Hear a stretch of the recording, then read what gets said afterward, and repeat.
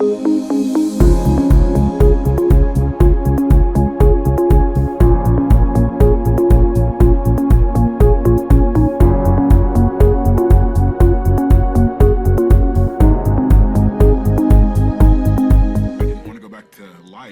I didn't really want to be here. I was struggling. I didn't know how to keep living. I just wanted to all be over. I asked the Niners to please get my son some help.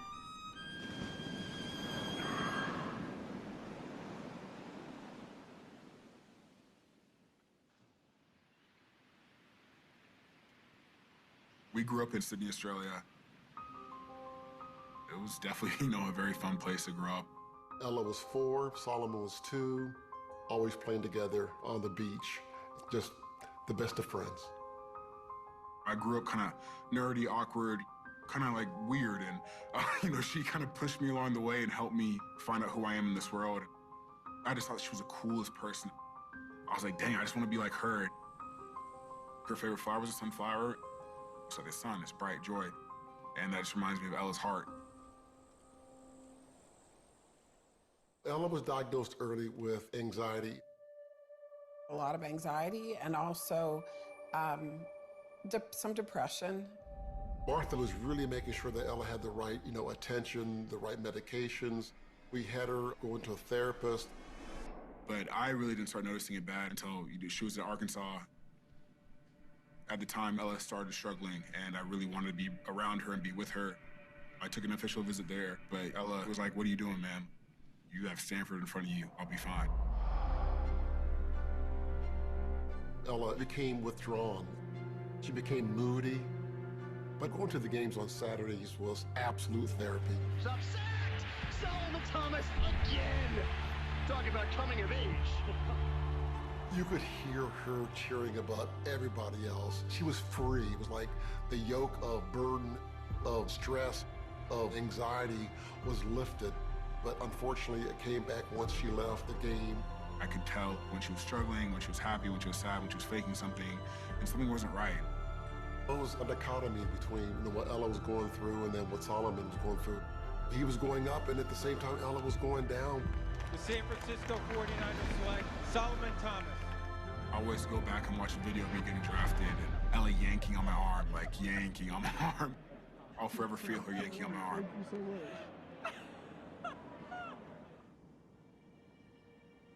Early in my rookie year, my sister moved back from Arkansas. We wanted to get her where we could just kind of have our eyes on her, where we could get her help, and just start the process of getting Ella back to being Ella.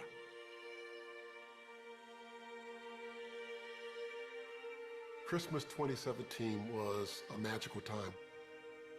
Ella seemed to understand that she needed to make a turn. She needed to get herself back on track. She was happy. She was present. She said this beautiful prayer at dinner. Thank you for allowing us to do your work. You could feel her energy again. Continue to guide us and keep us in the light. The energy that we just died for all the time. Amen. It's really hard to put all the pieces together. We didn't know it all.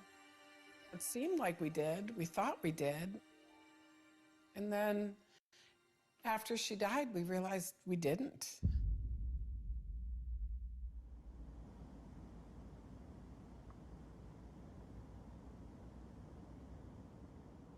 January 23rd, 2018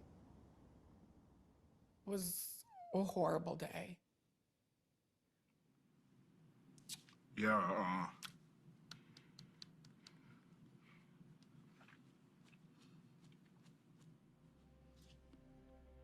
Ella was not at home.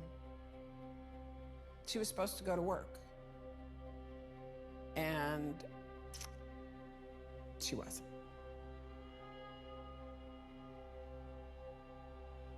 So I went to try to find her.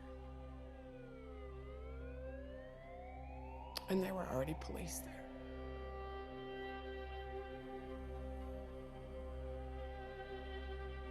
I got a call from my dad, and I just knew. I don't know how, but I knew. And my dad could barely talk. And said Ella died.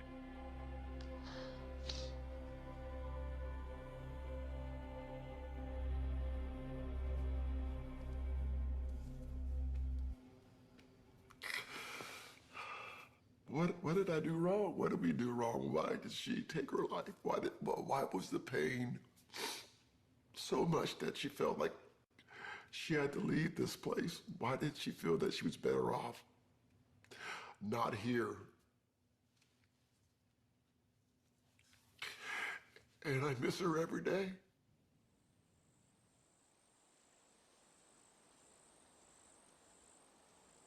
Going back to San Francisco, at that point emotionally, I was not well. I could care less when I lost. I could care less if I got a sack, if I got a tackle. I was struggling. I didn't know how to keep living after this death. I didn't know how to keep moving on. I didn't want to go back to life because I didn't really want to be here. Like, I didn't want to be without Ella. I was seeing black everywhere. I just wanted to all be over. I was so broken that I couldn't help him myself. So I went and asked the Niners to please get my son some help. Ella was a bright light. She had become part of the 49er family, and so, we all missed her. There was a void for everyone. I knew how much he cared for his sister. I knew how close their family was. I knew Solomon really well, and I just saw an emptiness. As we were in the cafeteria, finally being compelled just to go up to him and say, Solly, I've been watching, and I just, something's not right. I want to be here for you. I took that conversation in, and I was like, damn, I really need help right now. And, John telling me that, it made me feel like he gave me permission to finally get help, and that's all I needed. It was like a weight off his shoulder, and he said, I'd like to do that. And that conversation, could have saved my life. Solomon Thomas from San Francisco to Las Vegas. He made that decision to go elsewhere. We all understood that maybe it was best to start a new chapter. This young man does not have the appearance of someone who's going to back down. I started going to therapy, learned how to sort through my emotions, learned how to sort through my anger. I'll journal, I write affirmations. Getting help is life-changing for me. When I ride out of the tunnel now, I just take everything in. It's just a very huge feeling of gratitude and a very different reason of my why. Going through what I've gone through in my career, I still want to be the best. That has changed. I want to be the best, to bring attention to mental health. We're going to rewrite the culture of mental health in our society, and day by day, we will erase the stigma. We started the organization, The Defensive Line, in honor of Ella. Our mission is to end the epidemic of youth suicide by transforming the way we connect and communicate over mental health through our suicide prevention workshops. I would have been afraid to ask someone before, are you thinking of suicide? I do know now that those questions need to be asked. Suicide prevention to me is a huge message of hope.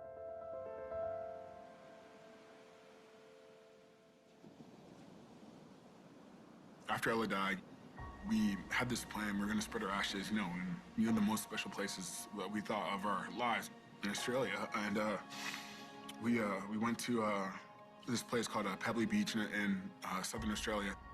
It was a place that we went when we were younger, and where we have pictures of Ella and I playing with kangaroos. We took Ella's ashes over there. We got to the beach and nobody was there.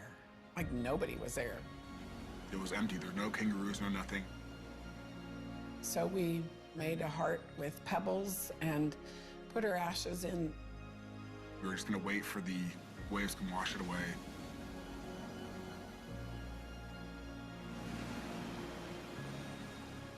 We all held hands, cried, and, said some words to Ella. And then all of a sudden, we're walking back to the car, and about 30 kangaroos come out of the woods. And it was, the most beautiful thing. The kangaroos just coming up to us, and it was like Ella just washing over us. Grief, to me, it's like the waves. having a wave crash over you and it slams you to the sand. You can't fight it, because if you fight it, you're going to lose all your energy. But if you kind of go with it, you get to eventually get back up to air.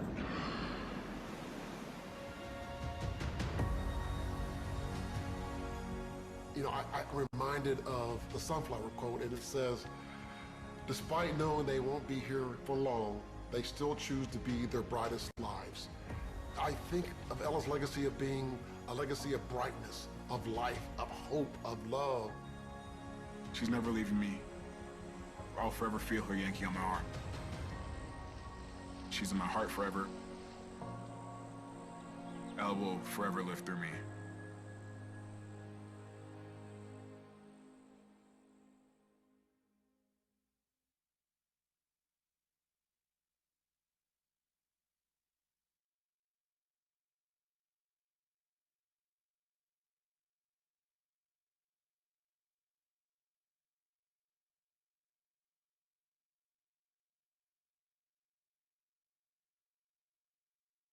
Oh, Chris, you're still on mute. Thank you so much. I'm having all kind of technical difficulties. Thank you for taking over the control. So if you go to slide 3. So as Martha said, we share that video so that you can get a feel for our story, how we lost Ella. Typically, as we do this, share this video as a part of an hour-and-a-half workshop for teachers, coaches, and executives. We also typically do a debrief and talk about some of the things like importance of self-care, people giving permission and looking for people warning signs and all. Today's a shortened version, so we won't go through a Q&A and debrief, but it does capture sort of how we got to where we're at. Like the slide says, we're not mental health experts. I am a teacher by training. I've taught middle school for years. I recently stopped teaching, but to do this work full time. But we are experts in our own mental health and are experts in our own story. And we kind of got thrown into this with Solomon being in the NFL. We wound up doing a lot of our grieving in public. And we did this partially because Solomon was being asked to, and in order to support him and be together as a family, we also have done this. So the next slide just shows a little bit about our family. We grew up typical family, did vacation together, ate together, prayed together, went to church together. My background is in corporate America. Unlike Martha, I'm not a teacher, and worked around the country, Chicago, Cleveland, Cincinnati. We also did an international stint in Australia. And as Martha said, we are so proud of our son being in the NFL, but it's also very tough to be the parents of a suicide loss survivor as well. But that being said, we're also incredibly proud of Ella and the work that she allows us to continue to do with her story and motivating us to do this work. So we have our dogs, which are very important to us and part of our self-care. They're part of our family, and the brown one is Ella's dog. And so he goes with us a lot of places, but he's getting to be an old boy now. And we're super proud, of course, of Solomon. Solomon was the 3rd pick in the 2017 NFL draft. Was picked by the 49ers. And we, kind of come to terms with the idea that he hasn't had this crazy 3rd pick career. He hasn't been a superstar. But he has been this, he's been nominated for Walter Payton Man of the Year. He just he's relentless in sharing his message of mental wellness and getting through these really, really dark times that we all went through. The next slide shows you a little bit of scope of the problem of what we're trying to work with. One of the things we learned early on in losing Ella, we had a pastor share with us, when you're thrown into a mess, create a message. And as we think about the work we're doing now with the defensive line, we think the mess right now is what we call the S word, the silent killer, suicide. You look at the 2021 statistics, you can see almost over 48,000 people died by suicide. You can see the percentage increase. The next four bullets really just show some of the key demographics. So overall, suicides went up 4.9%. The previous year, suicides declined. So that's an increase, is a stark, is a concern. But then when you look at some of the demographics of kids of color, Native Americans up 26%, African Americans up 19%, Latinos basically up 7%, and then conversely, whites are down almost 4%. It's a major concern for us. And you think about someone dies by suicide every 11 minutes. The next, if you go advance through, you'll see a picture here of a Boeing 737.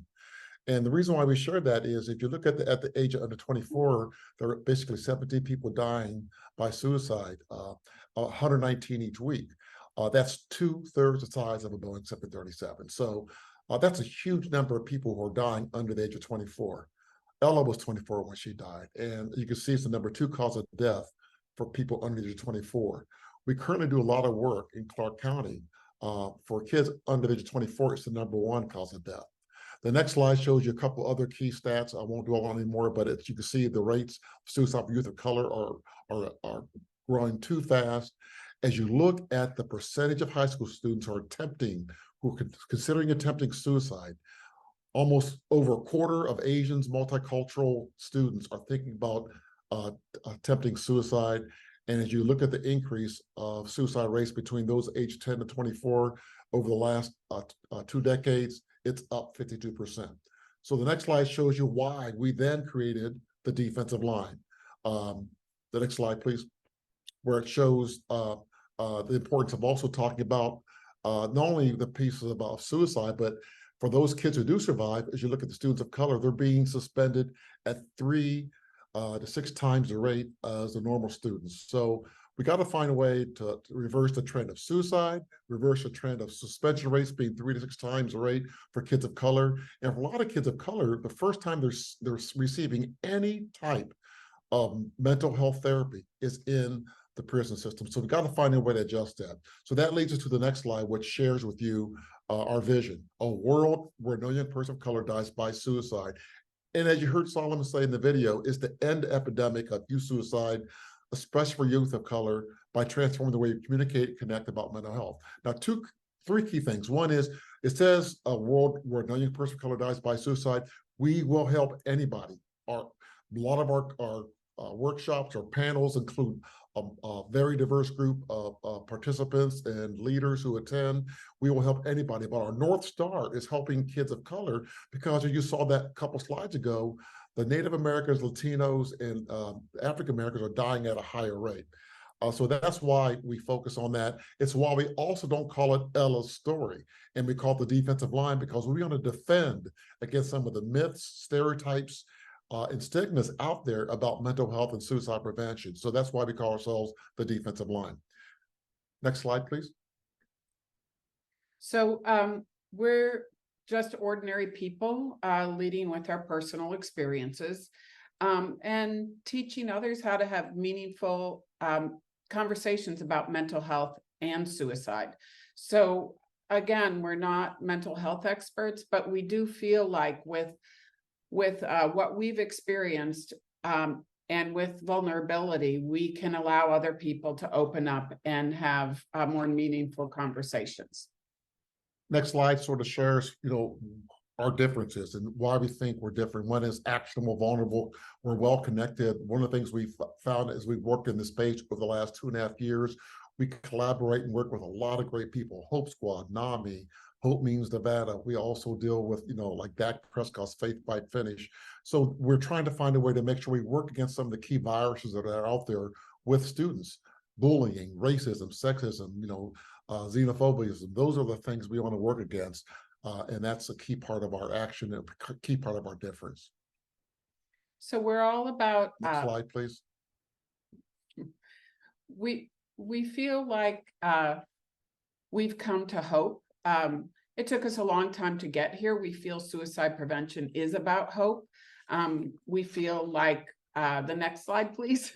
This quote represents hope, that we can go upstream. We can catch people before they're falling into the river.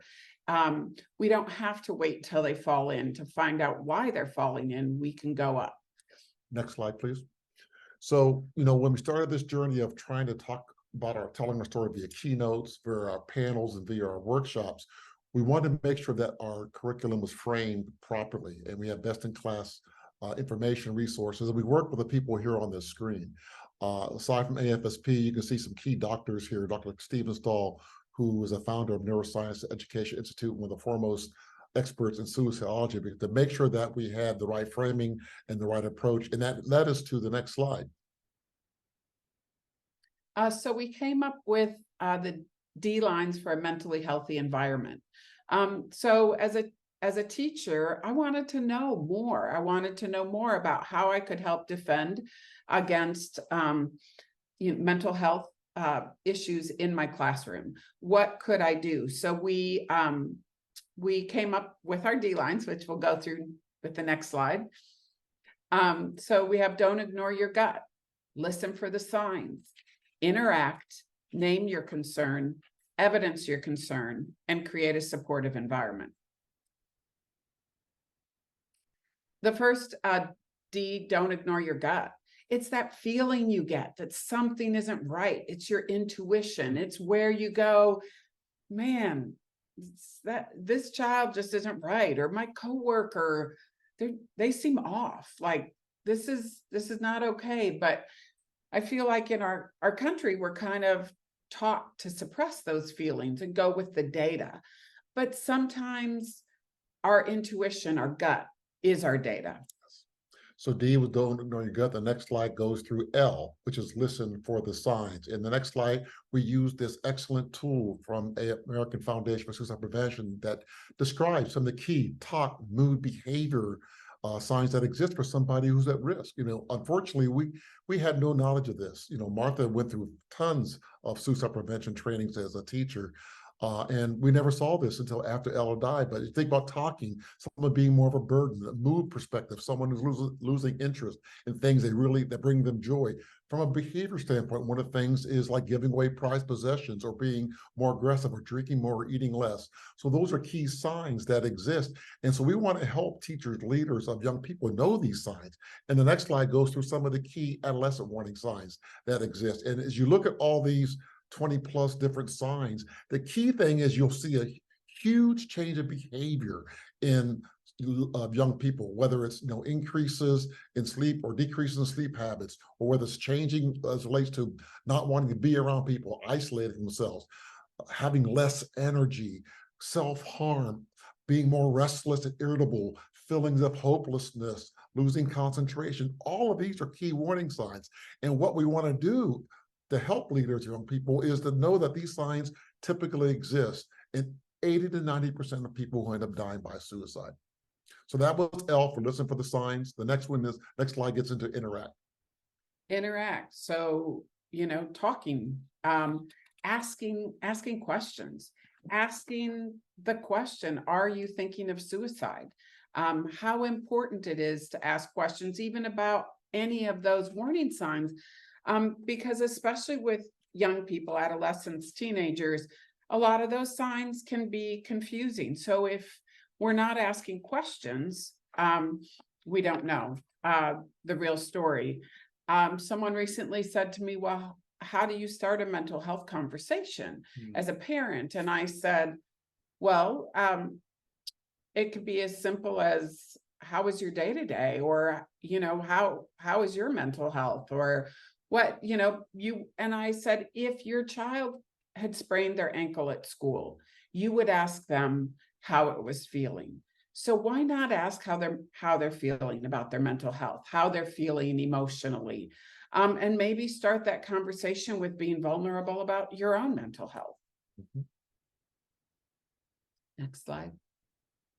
So these are some suicide myths.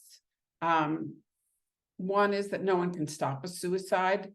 asking a person about suicide will only make them angry and increase their risk of suicide.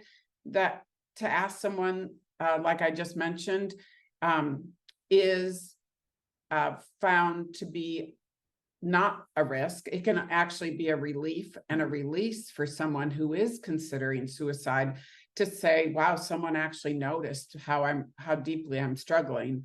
And only experts can prevent suicide. A lot of suicide prevention is about connection, and we all can make connection.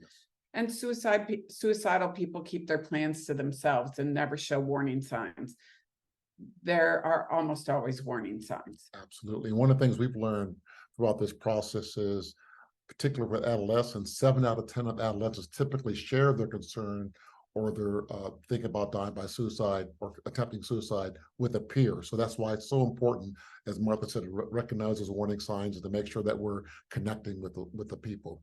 The next slide gets through N, which is name your concern, which is a real important piece as you look at the next slide, which is a feelings wheel that we always share in work with leaders to help people understand that it's more important to not just let someone say that they're fine or they're angry or they're sad or they're disgusted. It's really important to peel the onion back to really look at they're feeling maybe agitated or they're feeling judgmental or they're feeling like they've been violated or furious, to get real specific with that feeling so that if that isn't the correct feeling, that person can say, no, here's how I'm really feeling. And then you have a dialogue, you have a conversation, because a lot of times people just want to be heard, and you don't have to have an answer. You're just there to listen compassionately. You're there to just listen to make sure that you understand what they're going through, and you don't have to solve the problem.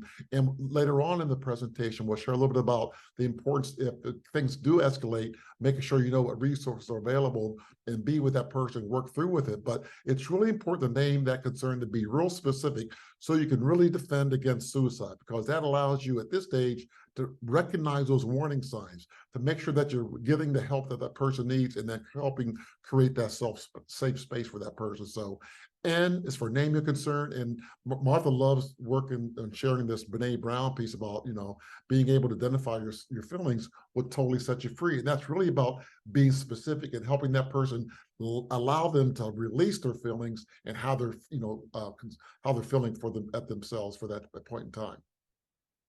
Next slide, please. So E is for evidencing your concern.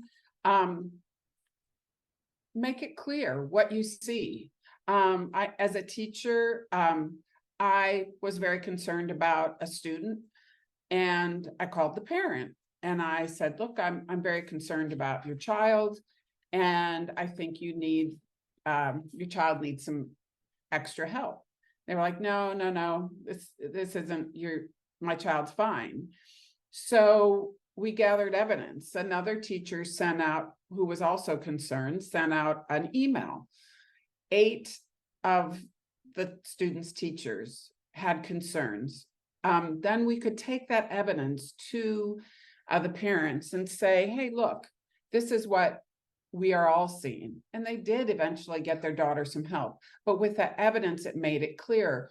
Or it could be simple as you've taken down a few notes about someone. Hey, you know, I noticed you're not doing your hair the same way. You don't seem like you're sleeping. You're falling asleep in meetings or classes, or, you know, what's going on. So you have something to base that conversation on.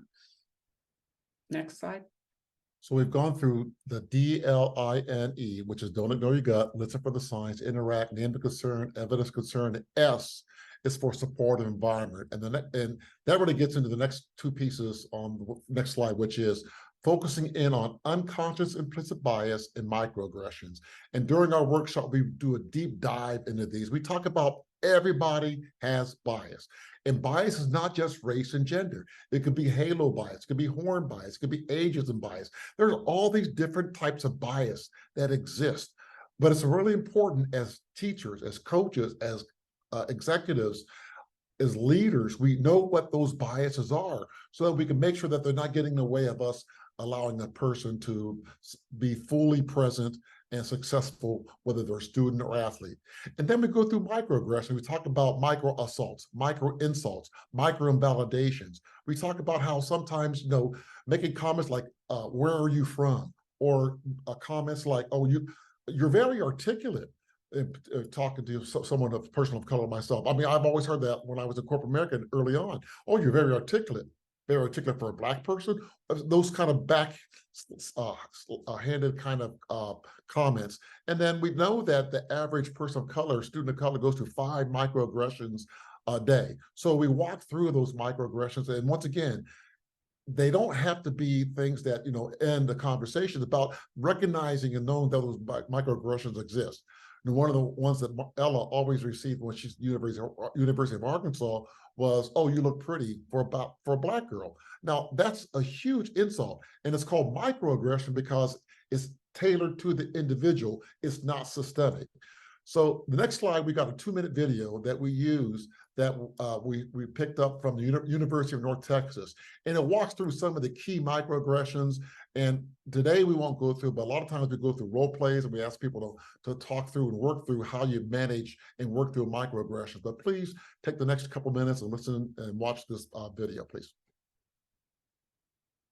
Well, here at UNT, I've heard, you're so pretty for a Black girl. I feel like it discounts me as a person, and then I feel like it discounts my race. I feel like you can be pretty just because you're a woman, or, or all Black women are beautiful, all people of color are beautiful, just the same as people that are not people of color. So for them to make that specific statement, that's what I'm like, what in you made you say that to me? As if it were a compliment. So another type of micro insult is when students in the classroom are dismissed or treated almost as if they're invisible. For instance, in some of our sciences or engineering classes, there are few women, and professors often don't call on those women. I had one instance in a statistics-based class where we were discussing something bell curve related, and he presented a question, and I don't remember exactly what the answer was, but I answered it, and he kind of doubted me. And he very condescendingly was just like, "Oh, okay, well, I mean, like, this is the best answer, but I guess your answer could be right. You know what, we'll ask," it was a grad student. He was like, "You know what, we'll ask Dr. So-and-so and see what he thinks the best answer is." And there was no apology or anything. He was just like, "Oh yeah, Dr. So-and-so said that, yeah, that was actually a really acceptable answer." And I was just like, okay. What else is he going to doubt me on, and when else am I going to be called out in front of 70 other people, and have a weird exchange that makes the whole room quiet? Like, one of my science classes, my teacher had asked what I wanted to do, and I told the teacher that I wanted to be a psychiatrist, and immediately they're like, "That's too hard for you. Maybe you should try a different field, or have you ever thought about being a nurse practitioner?" Nurse practitioners in psychiatry make pretty well, they make a lot of money too. Have you thought about that? Like, why go to med school? Genuinely, sometimes somebody might feel like they can't make it, and then when you continue to tell them that, it does hurt, I've had a lot of professors tell me to my face that they were surprised that I was as good as a student as I was, and that I paid attention in class and actually participated. And when I asked why, they said, "Well, you just come off as a troublemaker. You have all these piercings and short hair as a girl and tattoos, and we just naturally assumed that you weren't really going to be any good."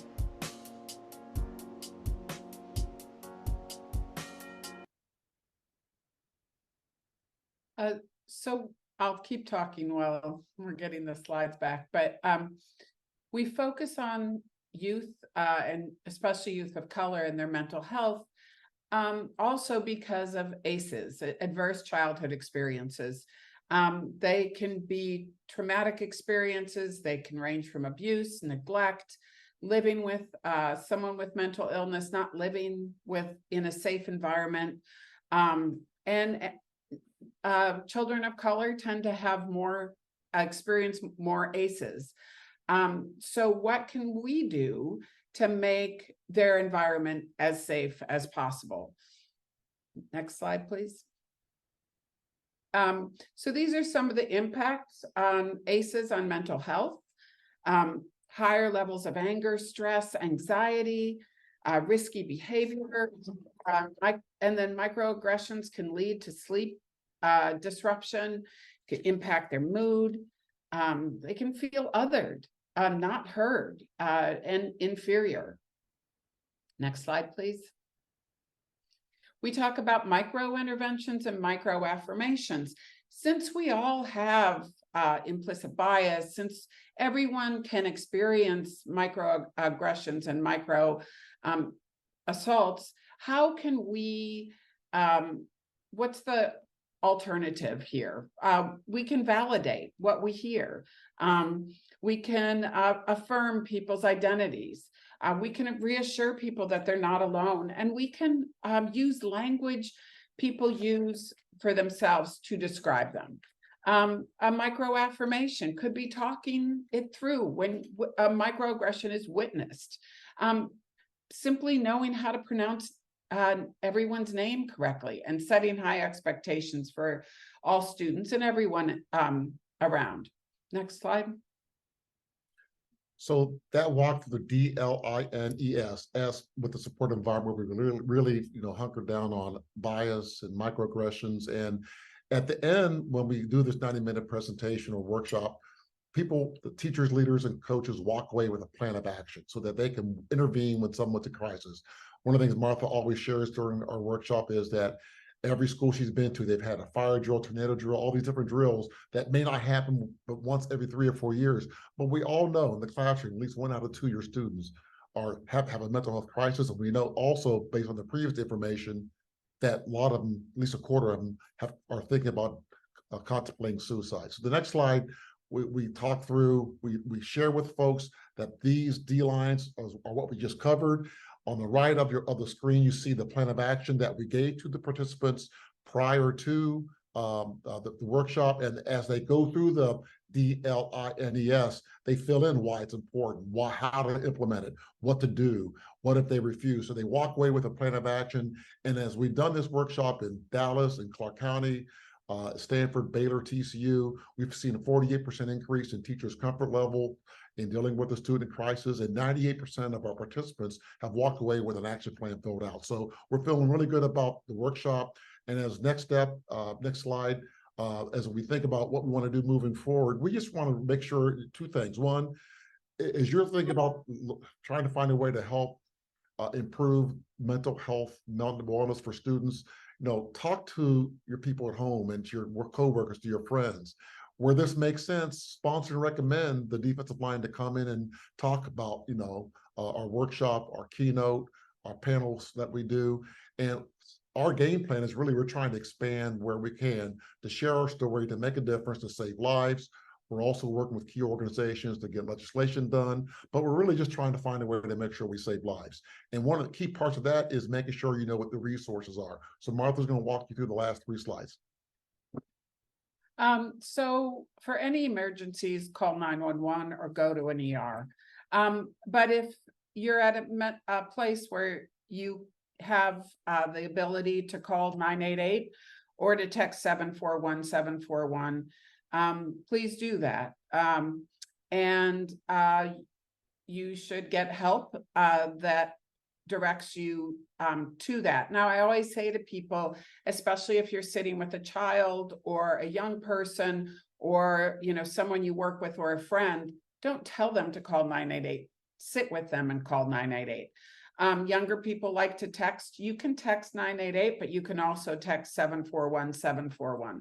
And that can also be, and you can do a practice, right? If you have a group of people that you want them to see what it's like to try 988, text or call 988. Tell them, you're calling to let people know what a call is going to be like, so that if they are in crisis, it's not so scary to call. Next slide, please. Next slide, please. These are some other hotlines that we like to share. We have the SAMHSA, the Trevor Project, RAIN, Veterans Hotline, Love is Respect, and the National Domestic Violence Hotline. Next slide, please.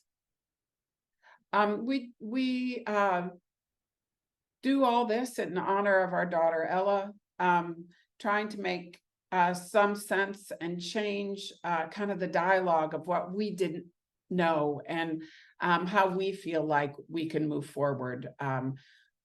Helping people to understand the warning signs, to work through creating a supportive environment so that all students and all people can feel comfortable when they are in crisis. So with that, we no, you can stop. We're finished. So we would like to open it up to questions from the group here. We haven't had a chance to look at the chat while we were presenting, but we would like to open up the Q&A to the group. We appreciate the opportunity to share, but we'd also like to learn anything from you guys.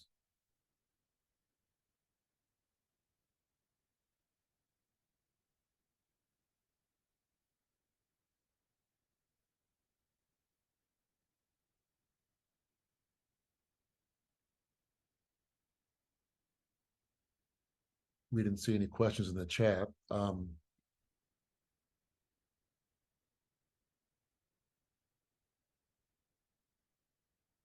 Thank you for the kind words for those who entered them.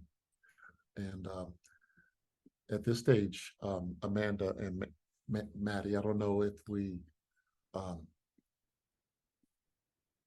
there are some questions. I'm sorry, go ahead.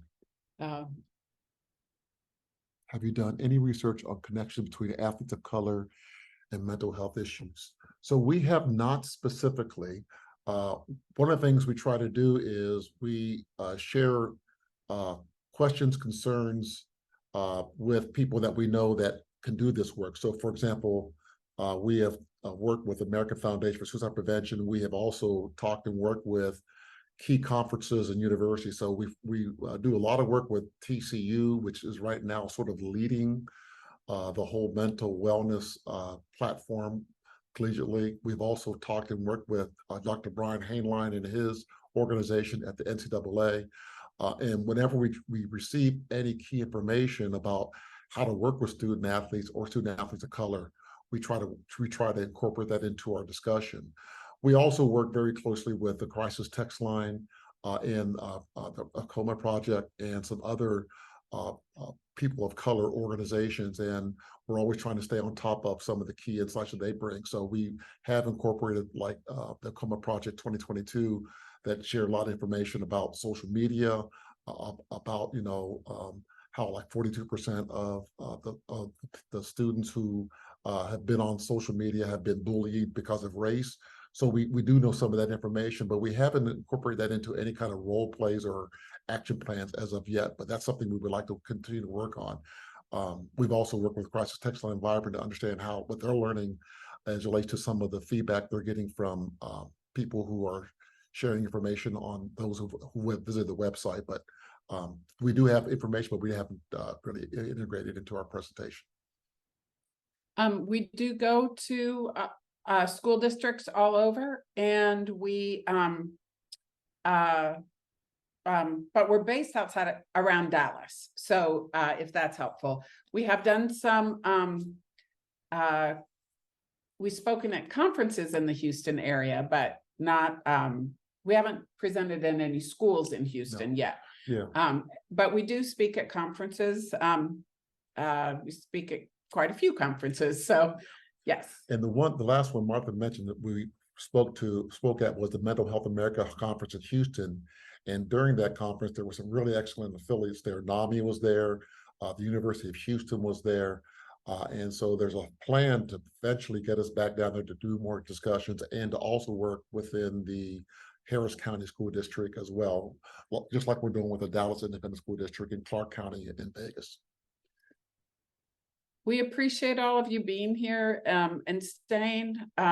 It definitely gives us hope and provides us encouragement to keep going and doing this work.